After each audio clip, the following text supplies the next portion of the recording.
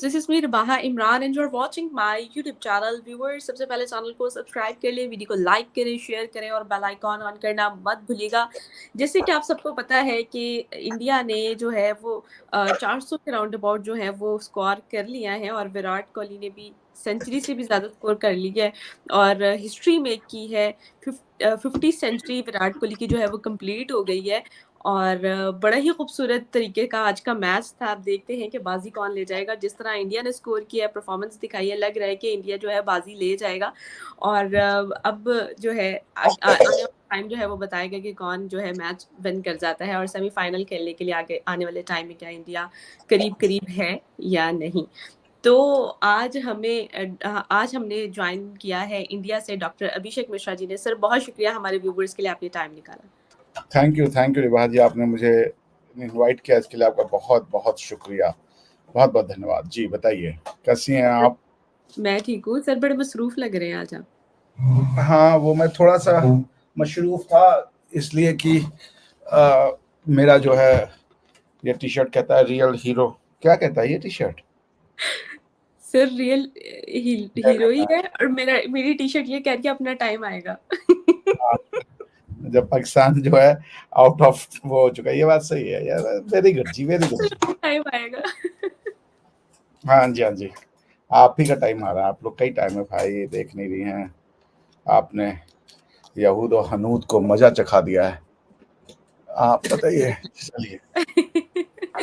बिल्कुल सर। और सर सबसे पहले तो मैं आज बेसिकली लाइव करने का, हालांकि मैच चल रहा था, मुझे था कि मैच देखेंगे, लेकिन इंडिया ने तो स्कोर कर लिया। इंडिया की परफॉर्मेंस देखने वाली होती है तो वो देख लिया, तो सोचा कि लाइव कर लें। और ख़बर ही कुछ इस तरह आई थी, पाकिस्तान के जो क्रिकेटर हैं अब्दुल रज़ाक, कल उन्होंने एक लाइव टीवी पर बैठकर ऐश्वर्या राय के हवाले से जो स्टेटमेंट पास की। मुझे तो सबसे पहले बहुत दुख है कि किसी भी लड़की के बारे में इस तरह की स्टेटमेंट, और आप जब एक अच्छे लेवल पर काम करें, इंटरनेशनल लेवल पर जाके काम करते हैं, तो आपके मुंह से इस तरह की जो स्टेटमेंट्स है वो सूट नहीं करती। सूट के अलावा फिर भी आपको जो आपकी जो एक तरबियत है आपको यानी कि इन एथिकल वे में आता है किसी भी लड़की के हवाले से। तो ऐश्वर्या राय के हवाले से जो स्टेटमेंट पास की गई, तो मुझे बहुत दुख है। अब्दुल रज़ाक साहब ने एक लाइव टीवी में बैठकर इस तरह की स्टेटमेंट पास की और मैं जब वो स्टेटमेंट सुनी है तो मुझे बहुत दुख हुआ। तो सर क्या कहेंगे आप इस स्टेटमेंट के हवाले से? किसी लड़की की इज्जत को जिस तरह इस तरह की स्टेटमेंट पास करना किसी भी लड़की के हवाले से, और आपको लगता है ये मुनासिब है? क्या कहेंगे आप? बिल्कुल बिल्कुल मुनासिब है। आपका जो ये एनालिसिस ऑन मदरसा चीप कमेंट, मदरसा छाप आप शायद लिखना चाह रही थी, ऑटो करेक्ट हो गया। तो मदरसा छाप में क्या बुराई है? आपका जो कॉन्स्टिट्यूशन है वो आपको मदरसा छाप ही बनाना चाहता है। भाई आप लोग की दिक्कत ये है कि आपको समझ में कुछ नहीं आता, कैसे अब बताया जाए। अब्दुल रज़ाक पाकिस्तान है, अब्दुल रज़ाक पाकिस्तान की सोच है। उसको मजबूरी में माफी मांगनी पड़ी बेचारे को, वरना उसकी क्या गलती है? उसको वही सिखाया है, उसको वही सिखाया है, उसको वही बताया कि हम बेहतर, हम सबसे अच्छे, तुम ये लोग तो घटिया हैं। तो उसमें क्या गलत बोला? ठीक बोला वो। उसकी जितनी सोच है अब्दुल रज़ाक की और अब्दुल रज़ाक जैसे लोगों की, उसमें यही निकलना था। आप उस पर क्यों आप उसको गालियां दे रहे हो? आप एक बात बताओ, आपने ना अपने बच्चा, मान लीजिए आपको कल बच्चा पैदा होता है, आप उसको फ्रांस में पढ़ने के लिए भेजती हो और आप आता है वो बच्चा, तो आप बोलती हो बेटा जरा सबसे अंग्रेजी में बात करके दिखाओ। बच्चा पढ़ ही नहीं पा रहा है, बच्चा बोल ही नहीं पा रहा है अंग्रेजी। आप कह रही, अरे भाई तुम विदेश में रहे हो, अंग्रेजी में बात करो अंकल आंटी से। बच्चा बोल रहा है जने पू पाले आंग्ले, that means I can not speak English. तो आप बच्चे को फ्रांस में भेज के उससे अंग्रेजी की तवक्को रख रही है। किसकी गलती है? उस बच्चे की गलती है या आपकी गलती है? तो ये देखिए, अल्लाह भी कहता है कि मुनाफिक लोगों से हमें नफरत है। मुनाफिकत नहीं होनी चाहिए जीवन में। तो बहुत अच्छा कहा है उन्होंने, मुझे तो कोई दुख नहीं हुआ। मैं नारी का सम्मान करता हूं। मैं आपको अपनी छोटी बहन तरीका मानता हूं। मुझे कई लोग बोलते हैं आप पाकिस्तानी टीवी चैनल पे क्यों जाते हैं, पाकिस्तानी तो सारे ऐसे होते हैं।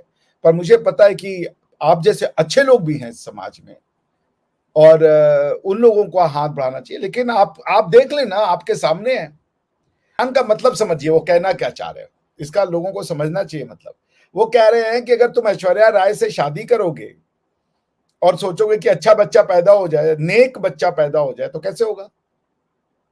ऐश्वर्या राय से नेक बच्चा पैदा ही नहीं हो सकता। कोई भी शादी कर ले, क्यों नहीं हो सकता? दो ही कारण हो सकते हैं। एक तो वो कि भाई वो एक्ट्रेस है, फिल्मों में काम करती है। दूसरा वो कि भाई वो हिंदू है। और तो कोई मुझे कारण नहीं समझ में आ रहा कि उसके बच्चों की क्या गलती है। उसकी एक बिटिया भी है, तुम कह रहे हो वो बिटिया अच्छी नहीं है, उसका तो चरित्र खराब ही होगा क्योंकि वो ऐश्वर्या राय की बेटी है। ये आपके कहने का मतलब है, और ये आप इंटेलेक्चुअल बातें कर रहे हो। तो ठीक है, हंसो। आज आप हंस रहे हो, कल आपके ऊपर दुनिया हंस रही है। आपकी बातें दुनिया में किसी को समझ में नहीं आती हैं। तो अभी आज आप देख लें हरभजन सिंह का एपिसोड। इंजमामुल हक साहब ने कहा कि हरभजन सिंह जो है वो मुसलमान बनना चाहते थे। हरभजन सिंह ने कहा कि इंजमामुल हक सिख बनना चाहते थे। हरभजन सिंह ने कहा कि कोई और जो है वो बनना चाहता था। भाई जो आप हो, खुश रहो ना यार। आपने तो हरभजन सिंह की बेचारी की जिंदगी सांसद में डाल दी, पब्लिक में ये बोल करके कि वो अपना मजहब चेंज करना चाहते थे। एक बार की मान लेते हैं कि वो करना भी चाहते थे, तो पर्सनल रखो ना यार। मजहब बहुत पर्सनल अकीदा होता है। किसके मन में कोई भगवान है, कौन अल्लाह है, ये किसी माई के लाल को पता नहीं हो सकता, क्योंकि वो सिर्फ उसको पता होता है। वो नाटक तो कर सकता है कुछ और होने का, पर उसका और उसके भगवान का रिश्ता इतना पर्सनल होता है कि वो कई बार वो मन में हो सकता है घंटी बजा रहा हो, मगर उसके मन में घंटी ना हो। वो दुनिया को दिखाने के लिए घंटियां बजाए। तो पाकिस्तान से और क्या मदरसा छाप, मैंने पाकिस्तान इज मदरसा छाप भाई। पाकिस्तान का कॉन्स्टिट्यूशन का आर्टिकल 30 या 31 कहता है, मुझे तो पढ़ना चाहिए यहाँ पे। आप अगर आप कहेंगी, मुझे इजाजत देंगी, पाकिस्तान का कॉन्स्टिट्यूशन हम पढ़ दें। तो मैंने हिंदी में लिख दिया पाकिस्तान का कॉन्स्टिट्यूशन ऑफ, बाजी क्या होगा मेरा। मैं आपके लिए पढ़ना चाहता हूं ना, आप लोग समझें अपने संविधान को, क्योंकि जो आपका संविधान है वही आप हो, ठीक है ना। तो आर्टिकल 30 पे चलते हैं। अरे वाह जी। 31 steps shall be taken to enable the Muslims of Pakistan individually and collectively to order their lives in accordance with the fundamental principles and the basic concepts of Islam. तो बेसिक कॉन्सेप्ट्स ऑफ इस्लाम क्या हैं, और वो कहां से बेचारा गलत हो गया? तो जो सीखा उसने यही कहा। तो मैं अब्दुल रज़ाक के साथ गलत कर खड़ा हूं। जो लोग अब्दुल रज़ाक की बुराई कर रहे हैं वो ठीक नहीं कर रहे। बाकी तो अब आपकी मर्जी है, आप जिसको जो बोल दें भाई, आपके पास हक है। जिसको जो बोल दीजिए। किसी की बच्ची को आप बोल दीजिए कि, अब उसकी बेटी के बारे में, उसकी बेटी को कितना बुरा लगेगा पूछिए, पूरे समाज में। अब वो क्या सोचेगी बेचारी। तो यही सोच दिया है रिबाहा जी, क्या कीजिएगा। महिलाओं के प्रति उनकी सोच इससे ज्यादा नहीं है। महिलाओं का मतलब है शादी और बच्चे, बस। महिला की कोई अपनी जिंदगी नहीं है। स्त्रियों का अपना कोई लक्ष्य नहीं है। स्त्री होना अपने आप में पाप है, वो काम नहीं कर सकती। घर से बाहर निकलेगी तो वो खराब हो जाएगी। ये सब चीजें हैं। अब ठीक है, चलने दें। तो चलें आगे चलें। रिबाहा जी, इस पे क्या ही बोला जाए। अब मुझे भी पता है कि आपकी भी लिमिटेशन है, मेरी भी लिमिटेशन है, और मैं चाहता हूं कि आप जो है एक अच्छी पत्रकार के रूप में अपने देश का नाम रोशन करें। और आप कर भी नहीं, आपके मन में मुझे पता है दोनों देशों के लिए बढ़िया ही प्यार है, और इसी वजह से मैं इसको अप्रिशिएट भी करता हूँ। बस चलिए, जो लोग हैं, जो जिसकी सोच, उसको वो सोच मुबारक हो। समझ रही हैं आप? चलें, बताएं आप अगला प्रश्न। अच्छा सर, काफी लोग ये भी कह रहे हैं ना, Razzaq is a great legend player. और लेजेंड तो वो हैं ही, और इस स्टेटमेंट के बाद तो वाकई और मजीद जो है वो लेजेंड बन गए हैं। लेकिन अब ये भी सुनने में आ रहा है कि उन्होंने इस बात पर, अपनी इस स्टेटमेंट पर अपोलोजाइज किया है। और काफ़ी चैनल्स पे कुछ मैं क्लिप भी देख रही हूँ उनका, उन्होंने अपोलोजाई का एक नोट भी जो है वो अपलोड किया है, तमाम बड़े-बड़े चैनल्स ने भी इसका जो है वो किया है। आप इस पर क्या कहेंगे कि अपोलोजाइज़ एक तरफ तो ये स्टेटमेंट पास करना और दूसरी तरफ जब उनको काफ़ी चीज़ें क्रिटिसिज़्म का सामना हुआ और साथ में अपोलोजाई आ गया, तो इस पर आपकी क्या राय है? मैं होता तो मैं माफी नहीं मांगता। जो कन्विक्शन है उस पर कायम रहो अपने। ऐसा एग्जाम्पल महिला के लिए देना कि तुम शादी करके तुम महिला के लिए ऐसा दो ऐश्वर्या राय को, महिला सिर्फ बच्चा पैदा करने की मशीन है और उसकी कोई पहचान नहीं है। और तुम्हारे बच्चे पैदा होंगे अच्छे, उसका तुम्हारे पालन और उससे पालन पोषण से कोई लेना देना नहीं। तुम किस तरीके के संस्कार डाल रहे हो। बच्चे अच्छे पैदा होते हैं कि वो उसकी उसकी जो माँ है वो कौन है। वेश्या की भी लोग वेश्यावृत्ति में भी आते हैं। भारत में ऐसी महिलाएं हैं जिनकी माएं वेश्या रही हैं, लेकिन उनकी बच्चियों ने मेडिकल में और दूसरे जो परीक्षाओं में टॉप किया। उनको जीने का अधिकार नहीं है। कोई अपनी परिस्थिति वश अगर किसी उसमें आ गया, उसमें तो वो उसकी जीवन खत्म कर दिया जाएगा। वहां पे हर इंसान की जिंदगी प्यारी है, कीमती है। और अगर वो महिला है, मैं जिस समाज से आता हूं वहां हमको सिखाया गया है, यत्र नार्यस्तु पूज्यन्ते रमन्ते तत्र देवता। जहां नारियों की पूजा की जाती है उस जगह पे भगवान का वास होता है। जहां नारियों का सम्मान नहीं होता वहां से तो भगवान भी चले जाते हैं। The reflection of the moral of a society is in the treatment of their women. How do they treat them? कौन होती है नारी? नारी अगर आप जितना वो सहती है बेचारी, आपने उसको ठेका दे दिया है कि वही सब चीज का जो है कुर्बानी दे। वो औरत बेचारी पैदा हो गई तो वो कुर्बानी देने के लिए पैदा हुई है। कुर्बानी का बकरा है वो। पहले अपनी इच्छाओं की कुर्बानी दे दे क्योंकि उसको नौकरी नहीं करना। फिर उसके बाद वो अपनी पसंद की कुर्बानी दे दे क्योंकि वो खराब हो जाएगी। अपने शरीर के ऊपर से उसकी कुर्बानी दे दो कि वो कैसे ट्रीट करना, उसके हक में कुछ नहीं है, ढक ले तो अपने आप को ज्यादा अच्छा है। औरत, मेरे हिसाब से, मैं जिस समाज में आता हूं, मेरे लिए महिला गोश्त का टुकड़ा नहीं है। मेरे लिए महिला जितना मैं हूं उससे ज्यादा है,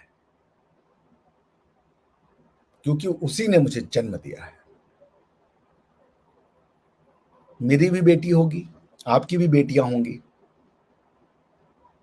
और मेरे समाज में तो मुझे यही सिखाया है। मुझे पूरा यकीन आपका समाज भी यही सिखाएगा। तो अफसोस है मुझे, बहुत बड़ा अफसोस। इतना अफसोस है कि आप समझ रही हैं कितना अफसोस है मुझे। कहा सर आपने। सबसे बड़ी बात ये है कि सर एजुकेशन जो है वो होनी चाहिए, जो अरे कि नहीं नहीं मियाँ, ये एजुकेशन का ही नतीजा है यार। सर एजुकेशन ही नहीं। एजुकेशन कैसी होनी चाहिए इस पे बात करना है तो करें आप। वो एजुकेशन लेके आए हैं। मदरसों में भी एजुकेशन दी जाती है। मदरसे का अंग्रेजी वर्ड होता है स्कूल। एजुकेशन लेके आए हुए हैं वो। हमारे यहाँ तो मजाक उड़ाते हैं कि नहीं पढ़ना हमें स्कूल, हम तो पढ़ लिए मदरसे में, अब क्या, अब तुम्हारी ये स्कूली शिक्षा कुछ नहीं चाहिए। आप कहाँ हैं? वो मदरसा को एजुकेशन ही है भाई, it's a centre of education. आपको क्या लग रहा है कि मदरसे में टॉफी नमकीन खिलाने के लिए बुलाते हैं? पढ़ाई कराते हैं ना, शिक्षा देते हैं ना। मदरसे का मतलब होता है बहन, स्कूल, विद्यालय। अरबी वर्ड है, खूबसूरत वर्ड है, समझ रही हैं? तो ये सोच के मैं दिल में अपने खूब हंसा, जहां मिलनी चाहिए थी शिक्षा वहां मुझे मिला मदरसा। वाह वाह वाह वाह। जी बोले रे बहा जी।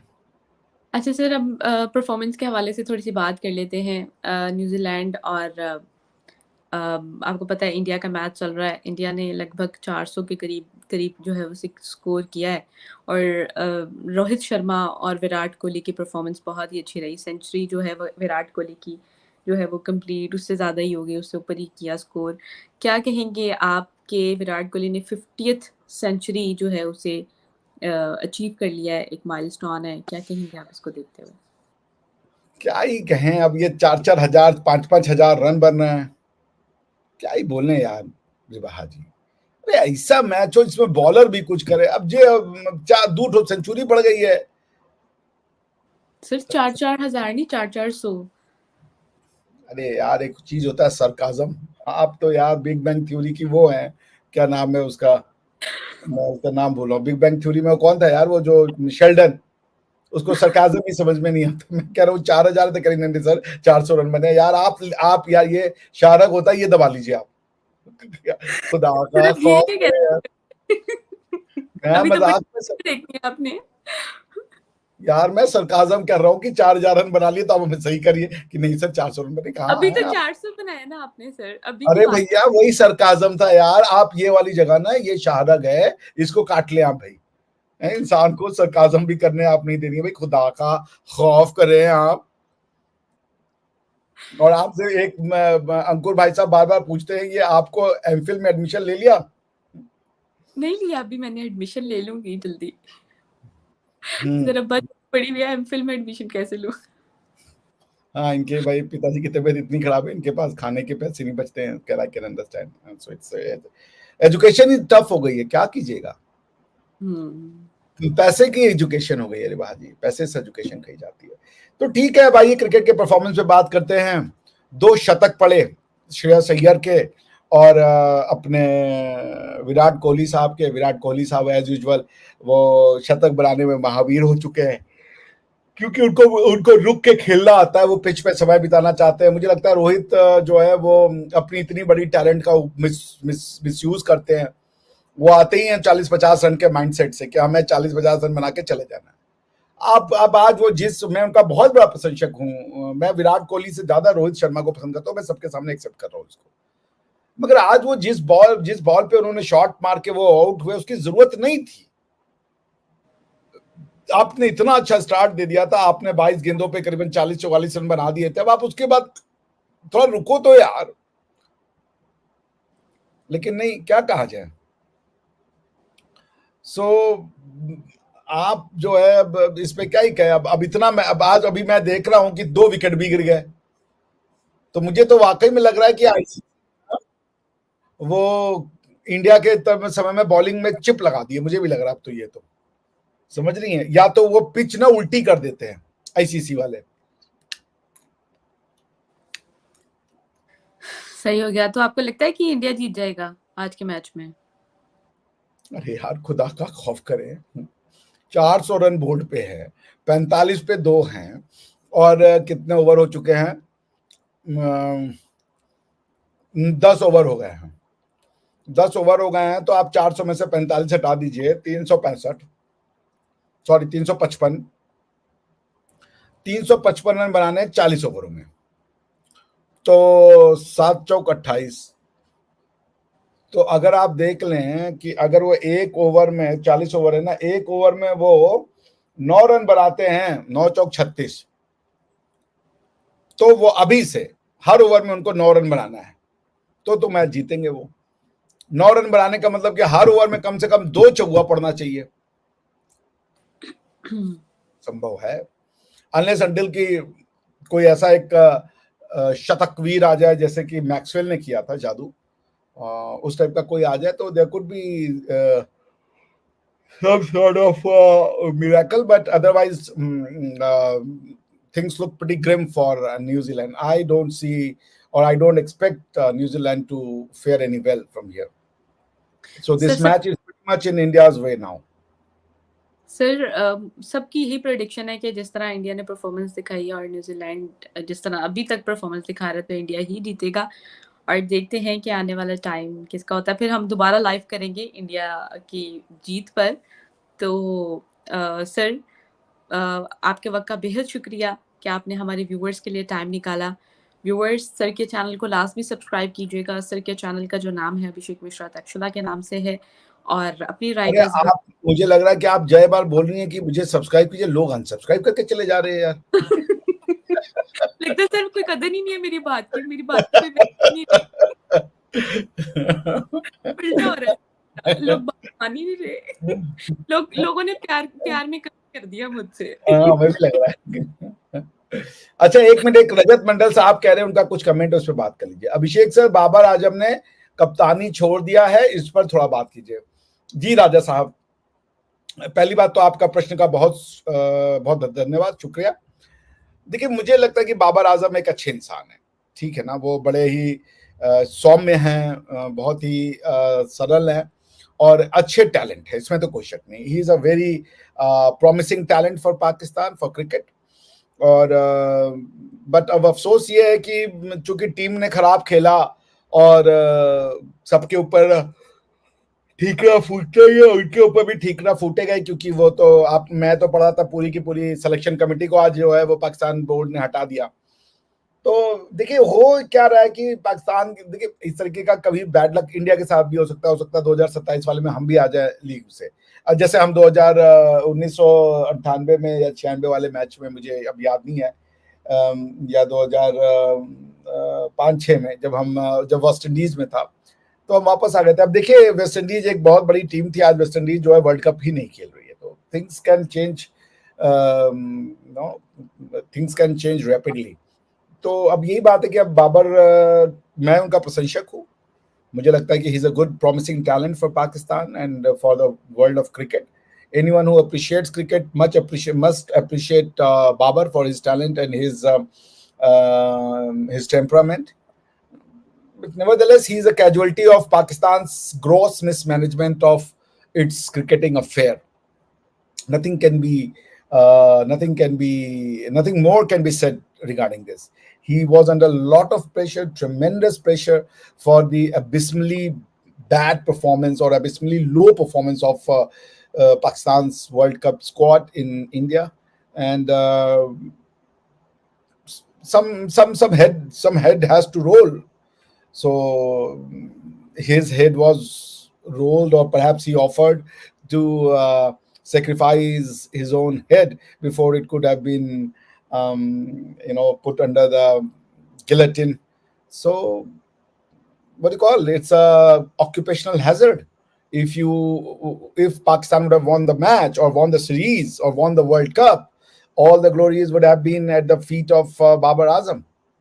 So it stands the reason that why shouldn't he take the burden of the disappointing performance that the Pakistan had at the World Cup summit. But I wish Pakistan cricket best of luck, and I think they would come back strongly. More talent will get to see the day, but keep politics away from cricket. Focus more on cricket, not on कि अब मैं अपनी जीत को, ये तो आलम इस्लाम की जीत है, ये तो इसकी जीत है, हमने तो कुफार के छाती पे झंडा गाड़ दिया, ये हो गया, वो, ये सब करने से ना मैच नहीं जीती जाती। मैच जीते जाते हैं सौम्य स्वभाव से, अच्छे मन से। क्रिकेट खेलने गए हैं, क्रिकेट खेलिए, क्रिकेट की स्किल्स का प्रदर्शन दीजिए। ओवरवेल्म मत हो जाइए कि एक आपने मैच जीत लिया तो फिर अब दुनिया जो है वो मेरी मुट्ठी में, ऐसे नहीं होता। और अगर भगवान ने, हो सकता है आपको सजा दे दी हो अल्लाह मियाँ ने, कि आपने अल्लाह मियाँ की बात नहीं मानी, कि क्रिकेट खेलने को कहा था, आप क्रिकेट के अलावा सब खेल रहे थे। तो फिलहाल बाबर आजम साहब एक अच्छे इंसान हैं, एक अच्छे क्रिकेटर हैं, एक अच्छे वो हैं। कई पाकिस्तानी क्रिकेटर अच्छे हैं, जैसे मैं वसीम अकरम साहब का बहुत बड़ा फैन हूँ। He is a thoroughly gentle, he is a thorough gentleman, out and out gentleman. So I respect him a lot and I listen to his views. So Wasim Sahab, कभी अगर आप मेरा ये चैनल, दिबाज जी के साथ मेरा इंटरव्यू सुने, तो मैं आपका बहुत बड़ा प्रशंसक हूँ। I am a great fan of yours and I will meet someday. Thank you Ribaj ji. Thank you so much sir, आपके वक्त का बेहद शुक्रिया। मैच कंप्लीट होने के बाद दोबारा से लाइव आएंगे, और लेट्स सी फिर परफॉर्मेंस के हवाले से तब जो है कोई फाइनलाइज बात की जाएगी और सेमीफाइनल में इंडिया आने वाले टाइम में खेल पाएगा या नहीं, अपनी राय से सेमीफाइनल इंडिया खेल रहा है आज, कैसी बातें कर रही हैं आप? जीने की इच्छा खत्म कर दिया आपने मेरी यार। ऑनलाइन टीवी पे कह रही है सेमीफाइनल इंडिया आने वाले टाइम पे खेल पाएगा कि नहीं। आप कहाँ हैं? वर्ल्ड कप, सिर्फ वर्ल्ड अरे कप का वर्ल्ड कप मैच, का ही सेमीफाइनल चल रहा है आज, सिर्फ रिवाज वर्ल्ड ये कप ट्रॉफी अब इंडिया जीत आज पाएगा या नहीं। जुबान फिसल जाती है सर, देखिए अब्दुल रज़ाक की जुबान नहीं फिसली। अब्दुल अब रज़ाक की इस जुबान बात नहीं पे आप फिसली। मुझे ट्रोल कर रहे हैं। अब्दुल रज़ाक की जुबान नहीं फिसली। अब्दुल रज़ाक ने सोच समझ के बोला था जो बोला था। आप तो इंडिया को बार-बार कह रही सर क्या आप सेमीफाइनल खेलेगा, आज हो रहा है। आपने मुझे की फ़ोन जुबान करके फिसली बुलाया कि जाती आज इंडिया सेमीफाइनल खेला है सर, आ जाइए, और आप कह रही हैं कि इंडिया आने वाले समय में सेमीफाइनल खेलेगा। सर, वर्ल्ड ये न कप की ये ट्रॉफी वाला अपने इलाका नाम। देखिए, इसको ना शहारत कहते हैं। आप समझ रही हैं? तो इस पे आप वो महारत हासिल कीजिए, शहारत काटने में। सर ये और लोगों का काम है, मुझे इन चीजों से दूर रखें। एक महोदय ने बड़ा अच्छा कमेंट दिया, I want to read it. Kamal Pokhriyal साहब कह रहे हैं that Abhishek Mishra is a total चूतिया पर्सन, ही ऑलवेज टॉक्स ना।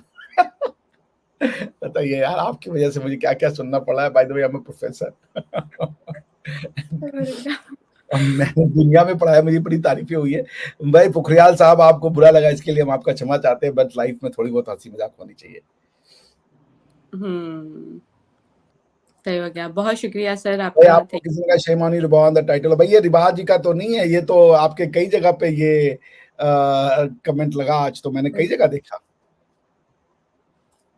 ही is saying Babar Azam is a very polite person. जी कमल साहब, बाबर आजम साहब बड़े पोलाइट है। आप उनसे बात कीजिए, क्या नाम है, विराट कोहली से, उनके बहुत अच्छे मित्र हैं। तो चलिए, बाकी कमेंट जो है वो उनको इग्नोर करते हैं, और अब उम्मीद करते हैं कि फाइनल पे फिर से मुलाकात होगी आपसे। अपने पिताजी का ध्यान रखिए। बहुत शुक्रिया, थैंक यू। Thank you.